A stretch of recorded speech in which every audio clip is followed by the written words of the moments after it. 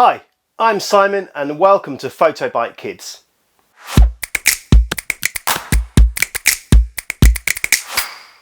So PhotoBite Kids is a platform where the team at PhotoBite will present a series of photo challenges for kids aged between 5 and 15 years old. We've come up with a bunch of ideas to try and get your creative juices flowing, and we'll deliver them all here, so keep your eyes open as they appear. So next up is a photo challenge called Setting a Scene. Now this can be anything really, any kind of setting a scene. What we want you to do is to tell a story within a photograph.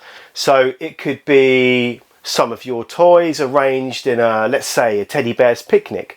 Or maybe you've got some cars and you can set the scene of a race in the middle of a race. There's lots of different things you could do around this subject, so really have a think about it, think long and hard, see what you've got around. Perhaps you've got some Lego, perhaps some aeroplanes, it could be anything. Think hard and try and set that scene. Remember to send your pictures to us through social media channels. Maybe you need to use an older brother, sister, friend, parent, whatever it is to help you post these online, but use the hashtag PhotoBiteKids and we'll be pulling out our favourites after each challenge. As usual, we've got our resident photography expert on hand to give some tips and tricks around the subject, around the photo challenge. He's going to show you how he approached this particular challenge, and so without further ado, let's introduce you to Professor Gardner.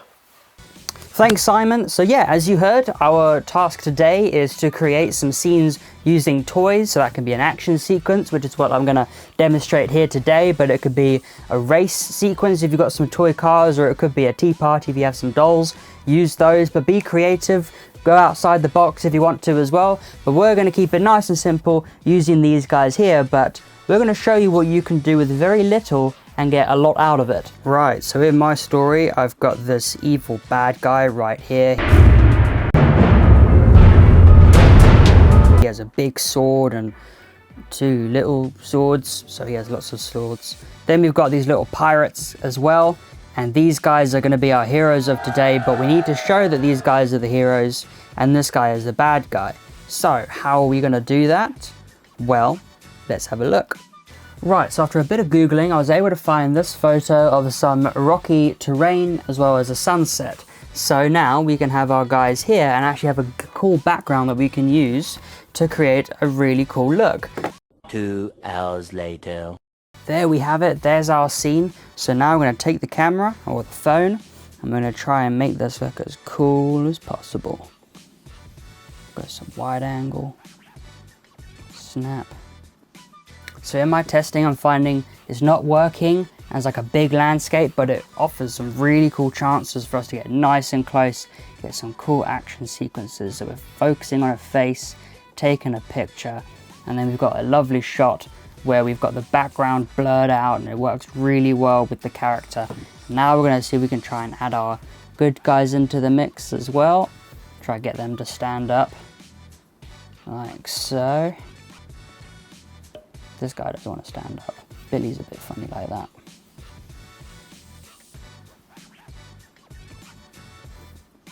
There we go. Right, let's see if we can try and make something out of this. So you want be creative. These are the sort of challenges that are going to present themselves. You're going to try and work really hard to try and make it look really good. And that's what's going to be the fun thing. So again, this might work. This might just work. So we're going to tap on the middle guy. Get the angle, take a picture. I'm going to adjust it slightly. See what happens if you go not too wide, doesn't work. That works. Take another picture. Let's have a look at the final result. So that looks pretty cool. You've got the scene of the rock underneath here, which is kind of blending in with the back here. Now we're going to try with the light. See if the light adds anything. See if that helps with the story. So we want to try use the light to help tell our story. And again, the reason I'm flipping it over is because the camera's on the top. When I've moved them down here, by doing that, I can get much lower angles. So you can see I'm basically pointing right at the rock. So I can be really clever with my angles just by doing that, by flipping the camera. I'm going to try that. Take a picture. So yeah, kind of adds to it. We're going to need to do some cropping. So the way we can do that is you can just go into the edit. Every phone has one. If you're using a camera, you can do it on a basic editing software on your computer. and we're going to have a look at adjusting that. So we're going to go to edit, and we're going to go to loading our photo. We're just going to adjust it. So we're going to straighten out a bit, crop up, drag this across, like that, done. There we go. So now we're getting the idea. Now we can have some fun. Right, so I've got my next scene up, and we're just going to be playing around with it. We kind of got a pirate on the floor, we've got a bad guy in the middle, we've got a pirate coming down from the top to try and finish them off. So now again we're going to go with some low angles, because what low angles helps is it makes the bad guy look bigger than he actually is. So we're just kind of lining it up, taking a picture, just going to focus on different areas, just going to keep poking around until we find the one that we like. Right, now you can have a look at some of the photos that I've got. You can see how they've come out. Looks pretty good to me. I'm very keen to see what you guys can show. So there you go, that's what you can create just using a few toys at home.